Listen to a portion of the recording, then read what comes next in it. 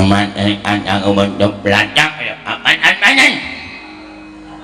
Wah galak ini. Ngalak tak yang ilmunya. Hei, anakmu hilang ora? Nah ini apa?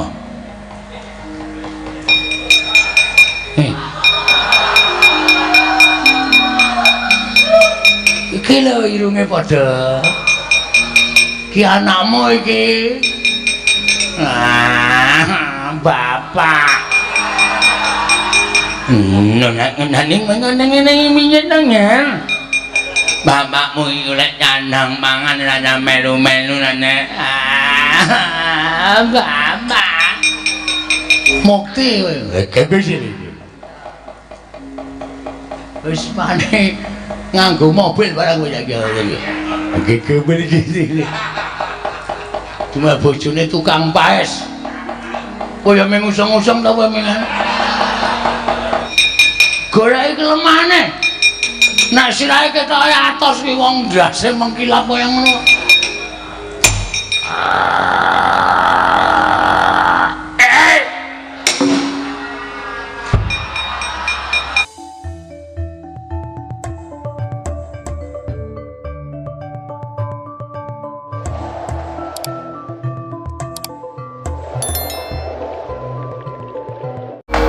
Lah kok dadi sampean malah metu njaba pagelaran njaba alun-alun negari Ngamarta kok nangis kaya cah cilik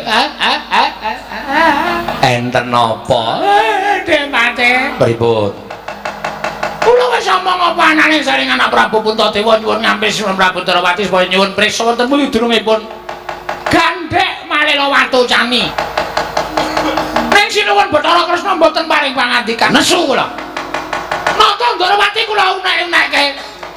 Bareng sinuwun Darawati kula unek-unekke sing ngadu arep kali kula dudu Nata Darawati. Setyaki. Sampeyan ya ora ngematke teng mriku niku ana sencaki apa ora? Anten. Ning gedhe ati kula merga diwangi karo Werkudara. Tumuli kula teruske nggone unek-unekke karo sinuwun Darawati. Oh, lah kok ora ngerti sangkan paning bilai. Brus. Sencaki jotos kula. Kula kontal nganti tekan jaban pendopo negara Ngamarta. Krekel. Ajeng tangi tubruk sencaki diajar. Tanya wong kok kon ra nangis. Kurawa diketake. Barengipun Setyaki tadi lho Malang, Setyaki dundurke. Kula pengen madu arep karo Nata Darawati. Jek sune preso. Teng pundi gandeng Malila Watu Cani? Oh nggih. Kudu menang Kurawa. Lho kok kudu menang pripun? Kurawa niku durung karuan iso menang. Pun pokoke diketake Demate. Nggih. Aku ngerti yen kowe bakal milani karo Begawan Durnayu. Kurawa aja maju ijen krubuta legane atiku. Wah, kemewat ucapmu keparat. Aku ijen wae bakal keduga bondo karo kowe. Sing dadi nyatane kene marakaning patimu gletho ndasmu mati Siwa Surtayu. Aja gawe geger negara Ngamarta. Aku kut jagate negara Ngamarta. Kowe mau maju mempeng sing tok goleki sapa? Sencaki. Ketemune gendone. Mula aku melayu bae. Perang kirasa milih-milih mungsuh. Weh, aku ya milih. Aku cocok. Kalau mungsuhku aku ya milih no. Maca aku muncul Antaséna jelas kalah yakin cumpah. Yo kowe apa aku sing tekaning pati. Begawan Durna arep gawe geger negara Ngamarta, anak-anak Pandhawa sing ora trima wadi. Bali ora? Nek aku bali, nek aku. Ning kula liyane ora bali, mosok aku bali dhewe. Engko dikira kompak. Terus ya belang lah kita dilo-dilo. mungsuhe aku. Aku lawani. Terus sing tok karepe musuh sapa? Liyane kowe. Ya. Iki caya abot. Liyane Gatotkaca lah. Liyane Gatotkaca karo Antaséna aku yakin cuma nek kemluk Purkaca Trilo kuwi Gatotkaca aku gak yakin. Wah.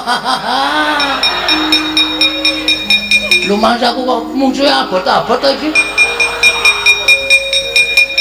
Pak dikersaripun mengsah sinten? Nek ana cek wedok. Oh. Wah. Piye? Kelemon. Aku lepate aja nang karo ceng lemu-lemu. Kan yo wis aku wae rasa dadak golek Solo. Dibantangan jeblok silamu. Nyo tibano. Aku kena tangane Pak Dewu Durmagati ngletak meguru karo kowe 20 taun. Wo aja combong. Aja umuk. Wong kibil Ngopo? Wong libil kibil. Wong kibil bakal kejungkil sing dadi nyatane pecah dadamu. nyo. Wedan. Sing seru Iki wis celo. ora krasa Sing kudu menungso iki dapulmu. Ume diantem iki caula-ulane kowe gletak. Lah kok kowe ora apa-apa dijotos padene ketoke ngino banget karo aku. nek aku tok kon melas tak antem pisan kowe mati mesti. Jajal po. Kiwa. Kiwa semaput. Wah, lekojo kabeh iki. Padahal aku wis kebacut ngantem ya. Heeh. Mongko hukume wong ngantem kudu dibales. Nyo. Gage. Aku tok antem tekandeng pati trimo ora dadi Kulawa. Ayo. Ayo, aja racan dadak wige-wige, aja lagu-lagu. Wis modal kok ben, urip doyak-oyak utang kok. Modal ya ben. Sing gedhe banget barangmu ya Pak De. Ah, sing ngene bang aku 30. Aku mati dijual gak ke anakku Antoceno anake Werkudara malemku tanpa pepindhan. Mula dadi wong e ora sok gleleng. Aku wis deg-degan saka kono wis tak sawang Durmagati kok ngulungke sirahe nang ngarepe Antasena iki cakahe wis edan kok ya. Lah ngandel ora. Diantem pisan gledak kok. Dur. Urip apa mati le? Kulip Gini iso wangsulan. setengah mati man. Urip ning setengah mati. Oh. Aduh. Waduh. Wah.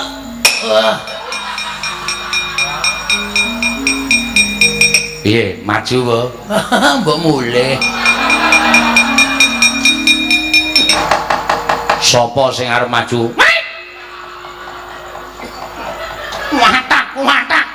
Watak tidak. Citrasi Nggih, Man. maju po? Ngomong suwe. Antasena ana, Gatotkaca ana, Antarjana, Setyaki ana. Wedan. Wani karo sapa? Aku wedi kabeh. Aku nek ngerti Kurawa kok jengkel rasaku. Ora ketang sedhela maju le, nggo netepi kewajiban. Kuku ora terus menggaman. Amo susu Suramrata, Jayamrata imbang yen pepo-pojo-pojo. Nenek Kartomarma Surtayu.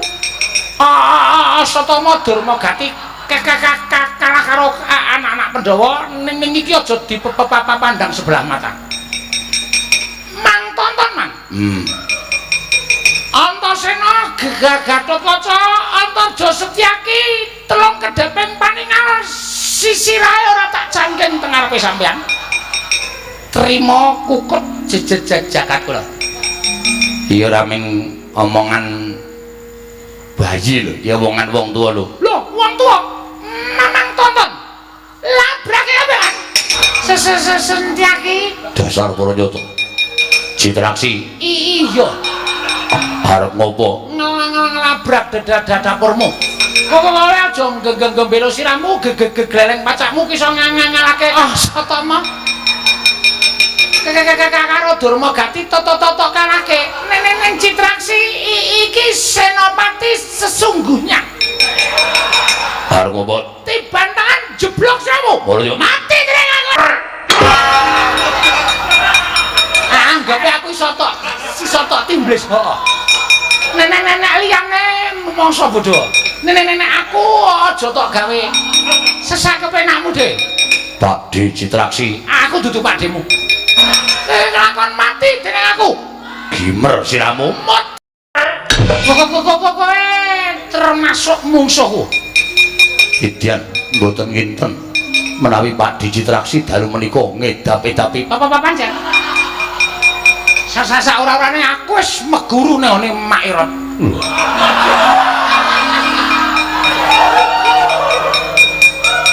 Mula titik natah mendat jiji nara menter.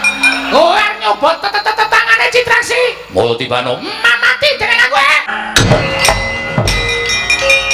Iki sapa iki? Iki Pandhawa ya dudu, anak-anak Pandhawa ya dudu. Kowe sapa? Lah kok dadi kowe maju perang? Apa kowe kepengen tak sisirnake? Padha karo perjuangan.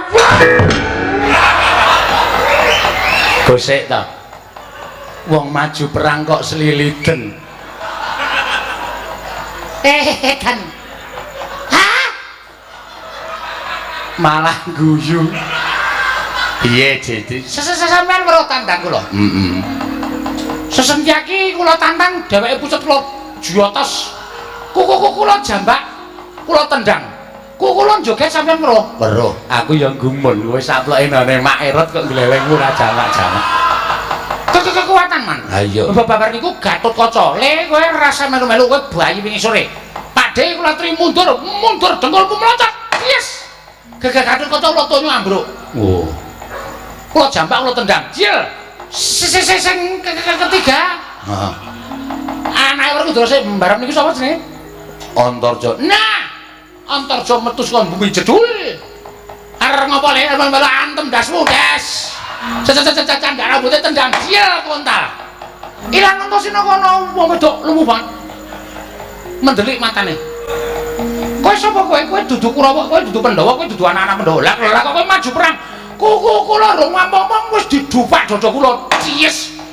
Wonten rai kula cies candak bangkan kula buante kene ngebuk. Bruk. Tele-telete kula.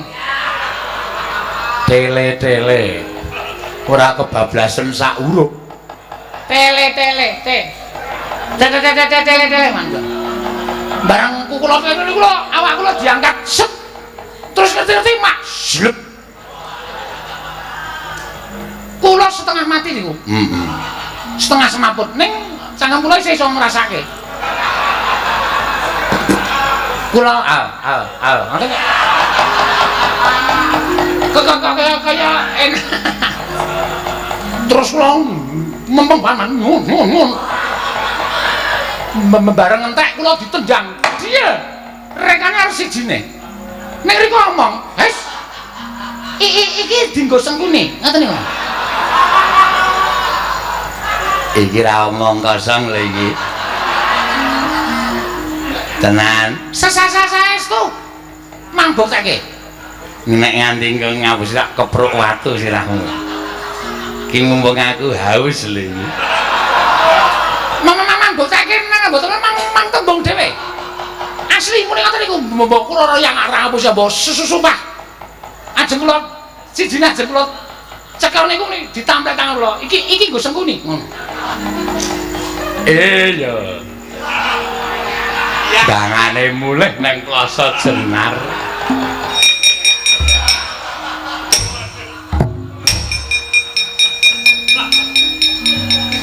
Bobo. Blirik mripate.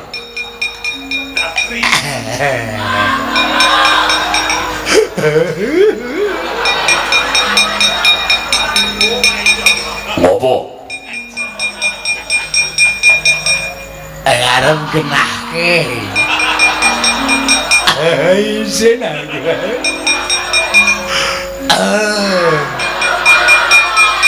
Jarene lho. Jarene opo? Jarene iki sing dicinggo aku. Sing aku. Apakah betul?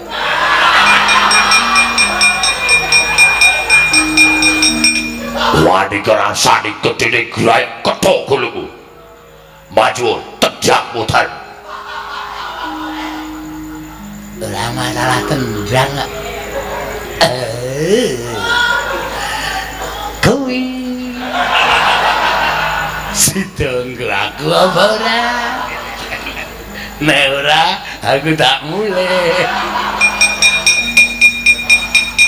Seger man, seger ndasmu. Ngapusi wong gerang Kakang Prambandana. Oh, Setyaki ora pisan ora pindho kowe dak sia karo Bagawandana. Kowe gawe cintrangane Bagawandana. Sagedakan iki kowe iso nampani Kyai Cundamane aku meguru karo kowe Setyaki. Belajar kula nggih. Kok mlayu ngopo? Durna culika. Culikane ngasta Kyai Cundamane. Monggo menika pusaka digdaya, menika pusaka ngedap-edapi. Terus kula ajri. Aku tak takon karo kowe, kowe jujur ya, Lik? Iya. Jane sing tok ajab ki ngopo to? Jane nek ora sang nganggo ngajar Durna iki jane ora apa-apa. Ning kula menika gedhing nggih. Kula menika ndek pekareman nek ketemu Durna kudu njejeki raine. Terus ning sak menika mbeto Kyai Cundamane. Dereng marem menawi dereng jiwatosi raine Bagawandana. Ngene wae. Cundamane kae engko tak rebute, aku tak mlebu njero bumi. Ngene Durna Isra nggawa Cundamane ajaran sakpole ning kula ajri. Wedine menawi dipun rencang ingkang Rama. Bapak Werkudara apa? Iya. Mengko digawe srana bapak menjeleh le nglabuhi Durna. Carane pokoke manut aku. Oh iki ngisaken dawuh. Kowe ngadeg ning kene aku tak ambes bumi nek durung tekan aku tak ning burine Bagawandana Cundamane tak jepuke kolonen. Oh iki. Estu lho Gil. Tenan rasa kuwatir. Ngaku kowe dedaya sekti kalintang jayaning merat. Ngaku kowe piye tanding boboting yudane kok ora bakal menang karo Bagawandana apa kira-kira kuat nadahi Kyai Cundamane. Oh, Setyaki aja gembira sirahmu gleleng pacakmu kowe Setyaki. Kyai Cundamane iki tamake gunung jugruk segara asat. Nek mengko andamu wis bakal tekaning pati. Ora bakal aku mundur jangka. Lho, kowe wani nadahi Kyai Cundamane. Sing tak wedeni apamu? Babuk. Lakon cocok Kyai Cundamane ora tinjung akhirat. Aja tundang Bagawandana. Iki mergat. Nanti atase nase. Werkudara. Kowe terlambat kowe Werkudara. Wah. Setyaki tak tukang modar. Glundung. Glundung kok isih lara aku Werkudara. Kowe jare mau belani karo aku ning kesuwen. Kowe dikapake Werna-werna. Dikeprok-keproke awakku. Aduh lara tenan Werkudara. wah iya. Iya piye? Wong lara kok iya. Minggiro Setyaki tak oyahe. Wani tak sio karo guruku. Wah, Setyaki tak banting modar. Banting. Setyaki dibanting. Doyak. Apa kowe lilo? Apa kowe ikhlas nek bapak gurumu Bagawandana diajar sampe naik dhewe? Durna iki berita manyar-manyar kondang karo kengrat jagangan iki berbogan marang komandange Bagawandana. Lah kok dadi medhiko suwi-awi karo Setyaki. Doyak, Setyaki doyak, pateni. Wah, bungke. Ajar karo Durna kuwi wis menangan Setyaki, ha. Wis dadi wong dokjeng, ha. Oh, kowe ora ngerti kowe diincem karo Werkudara. Kowe dioyak karo Werkudara. Canda karo Werkudara sabetke. Berbatan sumir kuwandamu Setyaki Marti, Durna tentrem, aman. Ah. Aja mbok anggap aku wong loro saut telu sauruban. Najan Werkudara kuwi wong Pandhawa ning dheweke tresna karo aku mergo Werkudara ki nganggep aku ki bapak gurune, nganggep aku ki bapakne. Mati kowe, mati Setyaki. Setyaki mati Durna ora ana ing bakal wani tumandang utawa njotos karo Bagawandana. Tentrem uripku ner ing sambikala cinakerna kanugrahaning para Jawata. Amin, amin ya rabbal alamin. Apa Mbah kok bengok-bengok?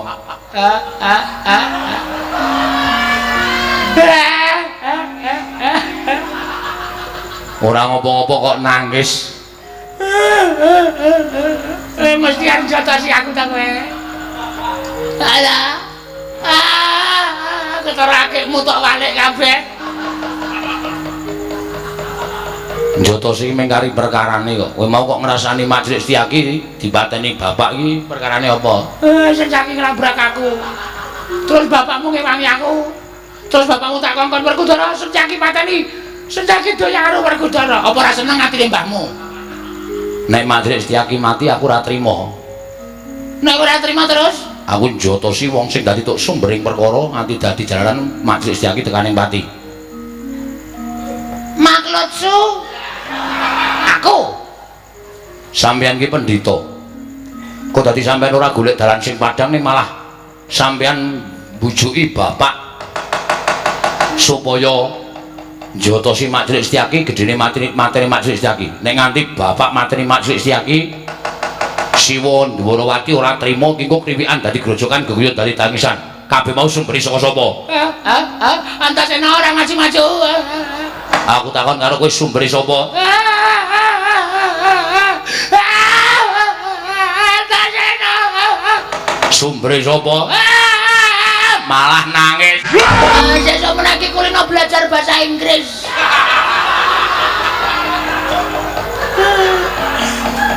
Lah ngopo? Aku wis bengok Werkudara, help me. Kuwi artinya Werkudara, tolonglah aku.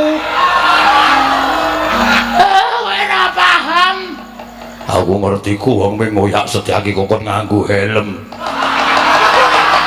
Help me. Tolong aku. Aduh.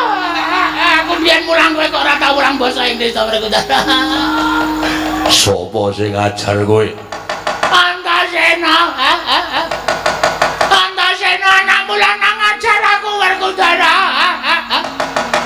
Beda apa kowe duwe anak sing mentolo karo mbahne? Beda apa kowe duwe anak sing tega karo mbahne? Nek cara aku anak kaya ngono ki ora pantes urip. Ora bakal iso urip, kowe mesti bakal tekaning mati. Mati kowe Antasena. Mesti kowe bakal tekaning mati.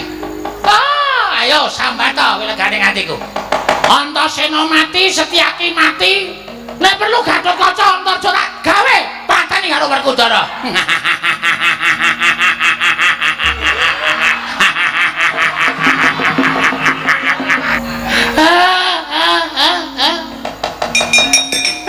Sopo? Ora ngaku tak kepruk raimu.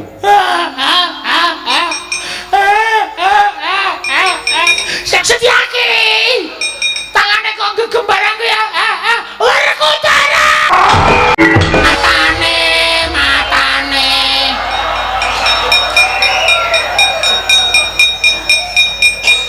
Durna. Jaluk ngapura.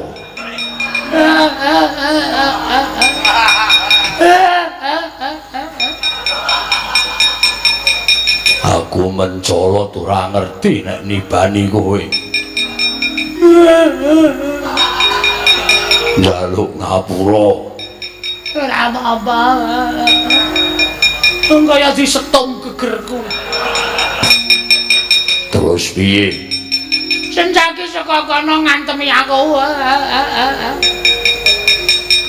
Terus piye? Aku nek tak tinggal ning kene kowe ngoyak Setyaki, Antasena teko Bancan. Aku ngoyak Antasena, Senjaki teko. Brus sampe naik dhewe. Aku kaya ingkung. Wah, terus kudu piye? Aku digendong Werkudara dijak ngoyak Setyaki karo Antasena. Wah, yo. Ini lak gendong. Wis dak. Mergane ora tau gendong aku ngono kaya kaya ngono kuwi aku gak. Ning ati diajar kowe mlayu dono aku diajar Senjaki. Kowe mlayu mlawan aku diajar Antasena. Aku apa tinggal bulan-bulanan aku. Aku bakal njaluk karo kowe aku slametno Werkudara. Iki kok ora tekan-tekan to Werkudara. Kok mlorot wae to. Lunyo aku kemringen. Dilap sik. Aku nggo wanduk cilik Werkudara. Gegermu ya manyan ya. Kelunyunan Werkudara. Yes. Nah, iki rada kepenak. Yo. Tak oyake. Oyan. Wah, Antasena. mati dening aku wani karo mbahmu. Pateni Antasena. Aku tiba mereka dara. Jaluk ngapura. Cengengesan. Lendrange ora bakoh.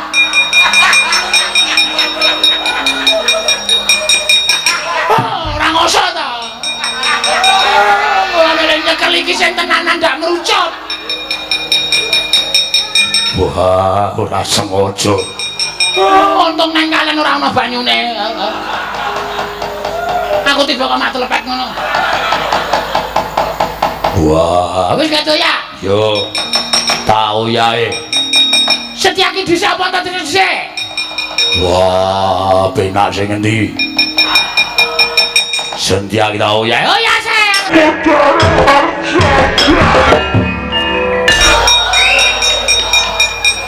Marai kesel. Antasena Setyaki Gatotkaca. Modal luweh.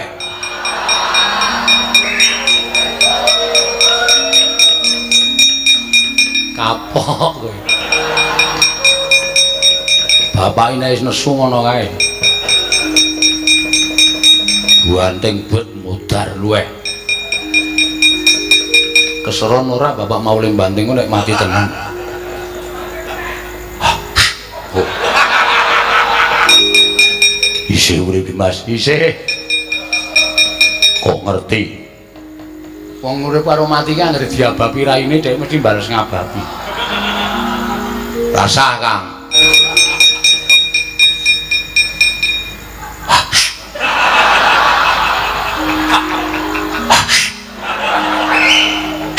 Lho.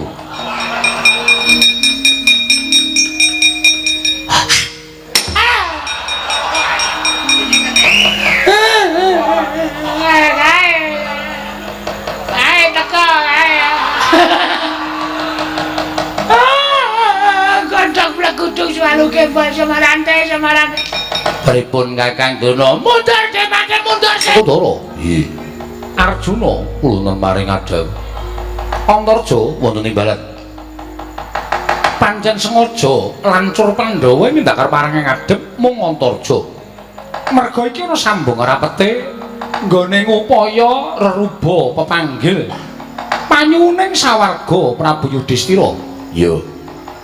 Nggone para Pandhawa kinen yasa utawa mbangun wujuding Pandhawa apa Prabasuyasa ya Prabayeksa. Werkudara gandeng ingkang jaga wujuding kayu jati. Pelet depet sembur kuwi kadangmu tunggal bayu ana ing gawa Sela Mangling. Mula suwana marang Gajah Setubanda nyuwuna ngambil kayu jati pelet dukut sembur mau. Arjuna munggah nang kayangan nyuwuna ngambil gandhik marila watu cani kelawan gilingan mas. Wondene Antarja manjing kedung tuntung suwana marang Nalendra ingkang wujud baya aran Prabu Sayung Sari nyuwuna ngambil wedi malila perkara kasembadanan ora tak pasrahke marang adiku lanang sakarone apa dene anakku jangkar bumi niki ngesaken dawuh bidal kula benjang menapa dina iki uga yen wis entuk gawe daya-daya kundur mangko aja ngamarta ya Dimas yo Kresna kakangku njaluk pangestu Koko Prabu nyuwun pangestu weh lah dalah lah kok dadi janur gunung kadingaren iki ora pangling kaya adiku tunggal Bayu iki Bayu panutup Bratasena padha kanthi raja sapratamu Yayi kadangipun Kakang yo pamujine Setubanda kakangku nering sambikala aku ngaturake sembahku katura waladala tak tampa Yayi ora liwat pangestunipun Kakang Tampanana ndak gegem dadiake jimat apa to kang dening Sang Hyang Maruta nanging Bratasena kuwi arang-arang yen to tilik marang kadangmu aku lah kok ora jebul kaya dina iki sira Yayi Prapta ning gawa Sela Mangling yen to pancen siadi darbe panjangka sarta ana pangandika ing bakal mbok aturake marang pun Kakang ana wigati apa Setubanda kakangku nggonku kedarang-darang prapta ana ing Guwa Selomanglik. Sayekti mung kepengin munjuk atur ngersaning Setu Bondo kakangku. Yo, bab apa Yai? Diutus dening Barep kakangku. Ngelingi yen to aku nderek mukti ngawibawa ing Praja Ngamarta. Suwita marang Barep kakangku. Mula aneh yen to aku kuwi jejer satriyaning praja, yen to diutus marang Nalindra kudu ngrampungi karya. Lah wigatine Barep kakangku nampa sasmitaning Prabu Yudhistira Jim ing nalika semana maringi negara marang para Pandhawa. Paring dawuh yen to para Pandhawa kinen bangun ya kuwi pendhapa Praba Suyasa ya Praba Yeksa ingkang dadi tilaraning Sang Prabu Yudhistira. Monggo bareng Barep kakangku nyuwun priksa karo Jim Yudhistira yen to wewangunan ingkang dumadi ya kuwi wujuding Praba Suyasa ya Praba Yeksa kudu nggunakake wujuding kayu jati pelet deket Sembul. Monggo dawuh Kresna kakangku ingkang nunggu wujuding kayu jati tanduraning dewa mau Setu Bondo kakangku. Mula wektu dina iki nggonku sowan ana ngarsaning Setu Bondo kakangku. Aku nyuwun lilaning penggalihmu kayu jati pelet deket Sembul ingkang mapan ana ing Guwa Selomanglik kene bakal tak boyong marang Praja Ngamarta Setu Bondo kakangku. Iladal Werkudara Setu Bondo kakangku yen satemenipun Kakang ora bakal lila maringake merga pun Kakang kuwi mung didhawuhi supaya tunggu kayu jati pelet Sembur ing mapan ana ing Guwa Selomanglik. Jalaran iki tanduraning para Jawata yen to nganti pun Kakang maringake kayu jati iki ya to yen to para dewa mangko lega penggalihe yen to nganti ora dadi keparenging para Jawata apa ora pun Kakang bakal napa pidana. Yen pancen ana dukaning para dewa kuwi aja nganti kelepetan tetusan kowe matura marang para Jawata yen to ingkang bedol sarta ingkang negor kayu jati pelet deket Sembul mau Werkudara dosa lan cilakane bakal tak sandang. Yen pancen niatmu kaya mengkono pun Kakang ora bisa mambengi warang keparenging si adiku lanang tunggal guru kelawan pun Kakang. Nanging pun Kakang ora wani ngagro-agro kelawan nonone kayu jati pelet deket Sembul. Yen si adi kepingin boyong tegoren dhewe boyongan dhewe pun Kakang ora melu-melu. Pangestumu tak jaluk sing baku entuk lilane Setu Bondo. Ajeng tindak pundi wigatosipun menapa Kakang Semar? Kula ngemban dawuh timbalaning Kanjeng Kawa Prabing Darawati. Dina samengko Arjuna ki nan munggah ana ing Kayewangan. Sowan Manikmaya. Lah wigatine napa, Gus? Supaya nyuwun ngambil Gandhik Malila Watu Cani sarta gilingan mas ingkang nalika semana kagunganing Sinuwun Prabu Arjuna Sasrabawa ingkang pinulung ana ing Kayewangan. Koko Prabu Darmakusuma nyumpena supaya ya kuwi bangsa Praba Suyasa ya Praba Yeksa dibangun supaya luwih endah tinimbang ingkang wis kelakon. Nanging syarat selanane kudu nganggo wujuding Gandhik Malila Watu Cani sarta gilingan mas. Koko Prabu Darawati tumuli paring dawuh yen to kabeh mau papana ning Kayewangan. Mula Kakang ayo derekno laku jantraku Kakang Semar ingkang minangka dadi kekuwataning Arjuna. Ngoten to Ndara. Ya pancen mengkono nggih. Mengke-mengke nek kira-kira Manikmaya ora maringi ngambil Gandhik Malila Watu Cani sartane gilingan mas. Sampeyan mangomong kali kula. Mangendika kali kula, kula uleng-uleng Manikmaya. Cocon-cocon satur bantus ya Gus. Ana satya bagus ora jamak mlaku jenten ing asmandet den mandhek-mandhek aja mati tanpa rasa jenengmu ngendi pirang kamu ngaku jenengmu sapa? Truk. Kok dengaren iki keluwihan pemain apa? Lah ngopo? Biasane iki ora tau nganggo kaya ngene kok iki kok. Iki wis kebacut dandan nek ora metu mesake ya ora apa-apa sedila-sedila. Wong jenenge Buta Cakil ketemu Ndara Janaka iki filosofine iki dhuwur. Kowe batur ada waca cerewet. Sapa den ngaku? Kuwi dhisik ngaku Pracika ngendi dedongko. Wah, masa sosor basane sing parat. Nanten aku butuh nang tuwa doaku wingking papan ning tengah ngalas kene aku Degya Kala salukat katut mbarat. Degya Kala salukat katut mbarat ya.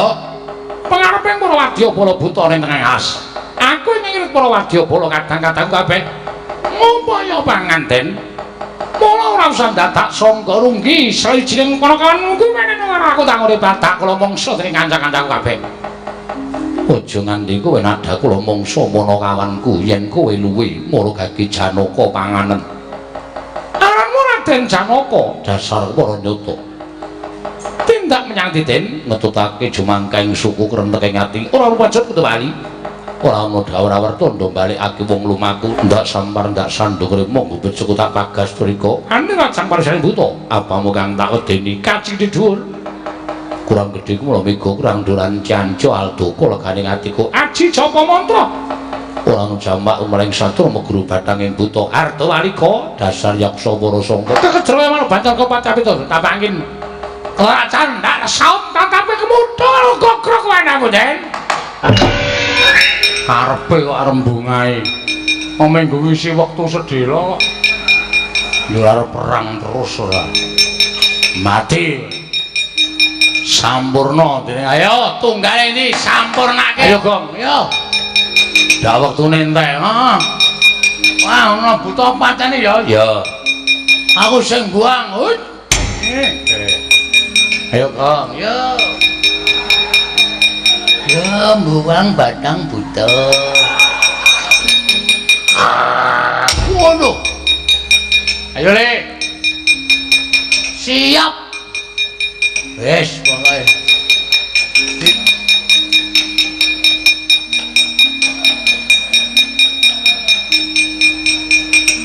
buang Gong oke mau nek kono manane Wah, Truk. Kliwatan. Kliwatan piye?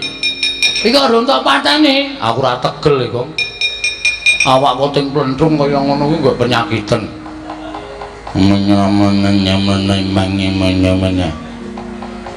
Aman aku bentuk belacak ya. Aman. Wah, galak iki. Galak wae tak yang ilmunya. Hei, anakmu hilang ora? Nah ini apa? Hei, iki lho irunge padha. Ki anakmu iki. Bapak. Ngene bapakmu iki lek nyandang mangan rada melu-melu nane. Bapak. Wis kono dinikmati. Bapak. Nangis. Lelo. Nek jeneng nyak bangun anae mbak ilunge nyok nguak manen nulun anu bapak. Ngompol ini ganti popoke anake diganti ndak manyuk angin ini napa lho narine cah nyilik kok wis rumut kowe termasuk kelembung anyane nak ayo, ambil nak nok atine kancaku. Tak antil dasmu lho, Bang. Warung nuthuk sirahe kakane lah. Sorry, arang peteng e. Aduh.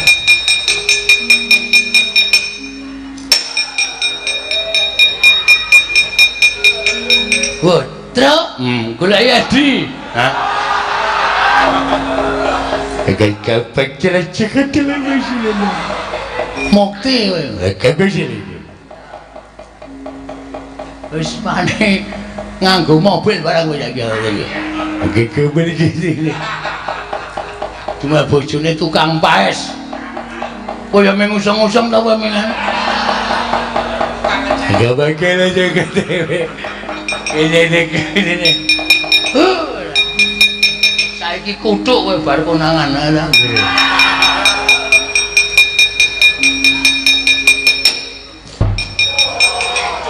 Terus lho. Ndak ra mati-mati iso hendho. Agak dhewe gini.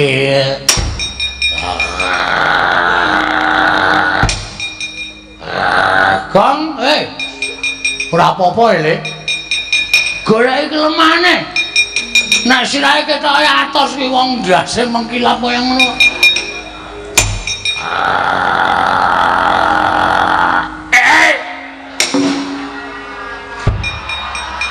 Sirah dhuwur ora apa-apa, sirah ngisor.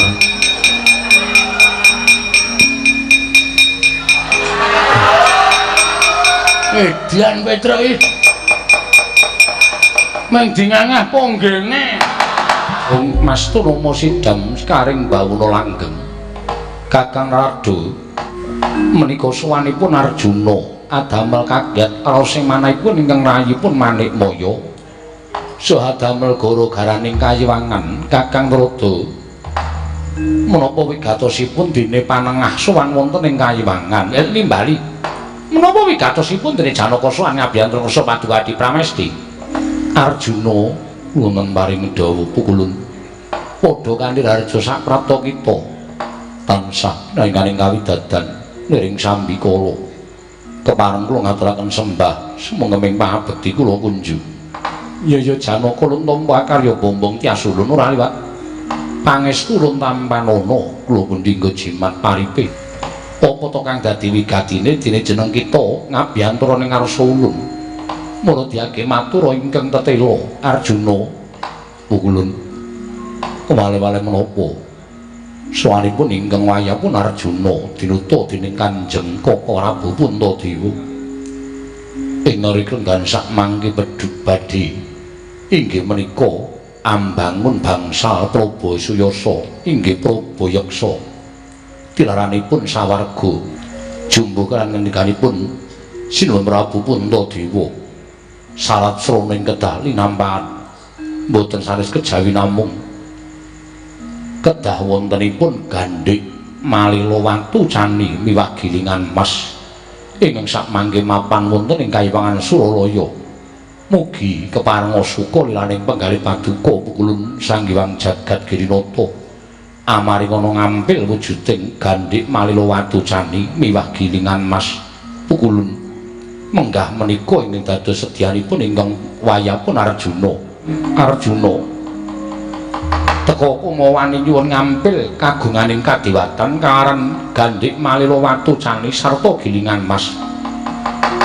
Ya bener yen to gilingan mas ingkang sekawit kagunganing Narendra Prabu Arjuna Sastra nanging wis pinulung kundur marang kayiwangan. Mbuya ana jamak lumaring ngatasé titah swantah teka wani nyuwun ngampil uba rampe ning kayiwangan gandhik malila watu cani sartaning giling emas kuwi kabeh wis mapan ana ing Suralaya ora bakal ulun matedhakake wujuding gandhik malila sartaning gilingan emas marang negara Ngamarta nadyan kanthi pitukon uriping para Pandhawa sayekti ora bakal ulun parengake yen to kudu tumurun ning Madyapada kang Ismaya ya mboten nginten wilujeng andika Kakang ngandumbani sowanipun Arjuna wonten ing kayiwangan. Guru. Ora kok jeneng aku kuwi bakal ngetokke lelabuhane ndaraku Janaka ora. Ning kowe kudune ngerti pirang-pirang lelakon, pirang-pirang kedadian ana ing kayiwangan ndaraku Janaka wiwit biyen isih nom kekasih Raden Permadi.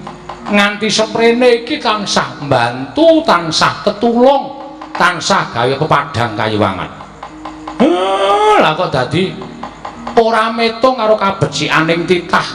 Kowe ora metung sarta ora kelingan karo apa ingkang wis ditindakake dening ndaraku Janaka. Lah wong nyatase ming nyuwun ngampil gandhik malila watu cani karo gilingan emas. Mongko tembunge wong ngampil kuwi njilih. Sing jeneng nyilih iki mesti bakal dikondurake kalawan ingkang kawogan. Mengko nek wis rampung apa yang dadi keperluaning para Pandhawa? Aku sing dadi tanggungan. Nek nganti ora bali ning kayangane, kowe nucuwa karo Semar. Kang Ismaya mekaten. Iya. Menawi titilo mekaten, Kakang Semar sedaya kalepatan kula nyuwun mangapunten.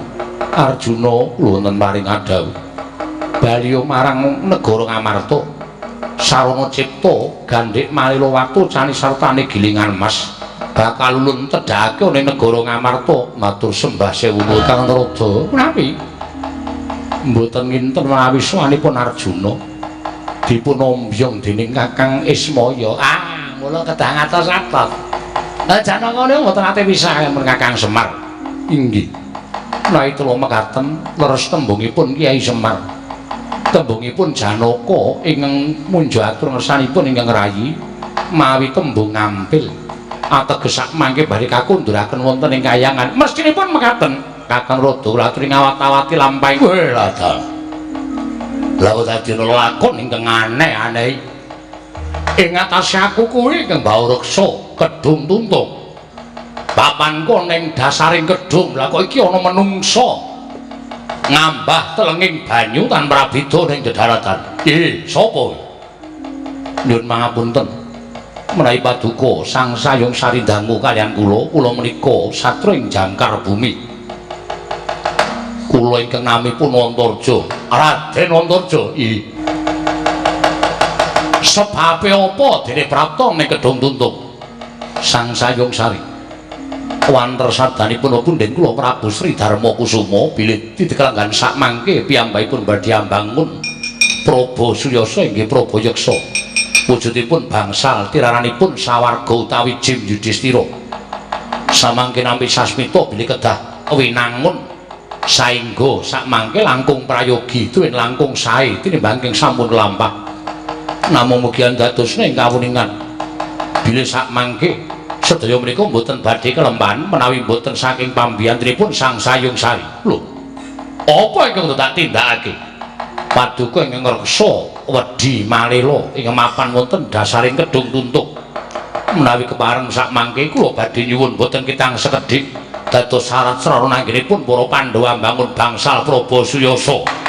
Kan pangestuipun Raden Antarja wonten timbalan ing adhawuh. Puluhan taun nganti mangabad-abad nggon kula lengguh ana ing Kedung Tuntung. Ngreksa wedi malela ing mapan ing dasaring Kedung Tuntung. Ora ana menungsa siji wae ingkang wani nyuwun luwih-luwih ngampil wujuding Kedung Tuntung. Wedi malela ing mapan ana ing dasare Kedung Tuntung kene. Lah kok dadi kowe wani bakal nyuwun wujuding wedi malela. Ndak paringake wedi malela boyongan marang negara Ngamarta. Tlikungen Sayung Sari kene marganing patimu Paduh Raden. Wah, dalah kok semanten kegiatanipun Raden Antarja. Ora mbok wenehake wedi malela ing mapan Kedung Tuntung. Kok tak lebur leganing atiku wujuding Kedung Tuntung ora duwe papan kowe Sayung Sari. Waduh sampun Raden sampun. Sampun kados mekaten monggo ora trima nedhet wedi malela. Kula caosaken lan Sinun Prabu Darma Kusuma Raden. Ayi. Sangyaning para kadang sampun kepareng sowan Koko Rabu. Kula badhe andangu dhateng kadang kula Werkudara Arjuna tuwin anak kula Antarja. Menika langkung kasinggihan. Dimas Werkudara piye nggone siagi ngupaya kayu jati pelet deket sembur sowan nglawan Kadangira. Ya kuwi Kakang Gajah Setu Bondo. Handuk pamujimu wis tak papanake ana ing alun-alun. Nadyan gedene ora umum wujuding wit utawa werksa. Nanging awit pamujimu saha pangestune bareng kakangku kabeh wis tak boyong. Janaka piye kabari nggonmu ndak utus sowan marang Kayiwangan. Gandhik malila watu candi miwah gilingan emas. Samangke badhe dipun aturaken wonten negari Ngamarta dening Hyang Pikulun Jagat Girinata Antarja. Kepiye munggo wujuding wedi malila ing mapan ana ing Kedung Tuntung. Nggih, Prabu. Nadyan kedah sarana kula ngawonaken kridanipun ingkang tenggo Kedung Tuntung nggih menika wujudipun perjineman Sayung Sari. nanging saged kula boyong wonten negari Ngamarta. Koko Prabu ngaturaken panuwun ingkang tanpa pepindhan dene sak mangke badhe kasembadan Pandhawa amangun bangsal Prabu Suyasa. Namung krana menika pambudi dayanipun para kadang sedayanipun tuwin putra Maduka pun Antarja. Koko Prabu ngemekaken kula nedya miwiti ambangun bangsal Prabu Suyasa inggih bangsal Prabu Yeksa. Menika langkung prayogi. Nanging luwih prayogi menawi Ngamarta katingal tentrem langkung rumiyin. Werkudara, Nggih. sorak-sorak ngarepan kaya ana apa singkirna ya iya. Lho, pregantil butute kisah. Bodhe pantai mripun menika mangke menawi wangsul wonten negari Ngastina bakal nampa duka sok anak Prabu Duryudana. Dene kula mboten saged boyong gandhik malih watu sami. Dipun rebut sarana perang meneh. Wangsul perang tentu kalah. Panjenengan kedah ngetok kadidayan. Oh iya Werkudara. Oh banting aku to. Wah, mau saiki. Aja ngrembug perkara mau. Ayo, gandhek wale lo matu sari aja lo. Dinggo srana nyirep keblek entu mamun nang Raja Ngastina. Ora mbawene aku tak amuk tenan-tenan aku Pendhawa. Gundul menyang Sukalima. Sedaya pun rampit pun komplit. Kayu jati pelet deket sembur. Wedi malih lo gandhik watu cani gilingan mas. Pun sumadya teng negara Ngamarta. Ngestu padha kaliyan sing peparing Prabu Yudhistira Jim. Ingkang sami lenggah wonten negari Indraprastha nalika semanten sampun ngantos gela penggalipun monggo. Sing ditinggal ya ora gela, sing ditinggali ya iso ngrumat menika langkung prayogi. Yo Semar. Purnaning gati Sura Sudrajane kang ratsuwa brasa tapi kula Darmastuti raing sami makarya rahayu samya pinanggih. Mugi-mugi sedaya pikantuk ridhanipun sing gawe urip Gendara.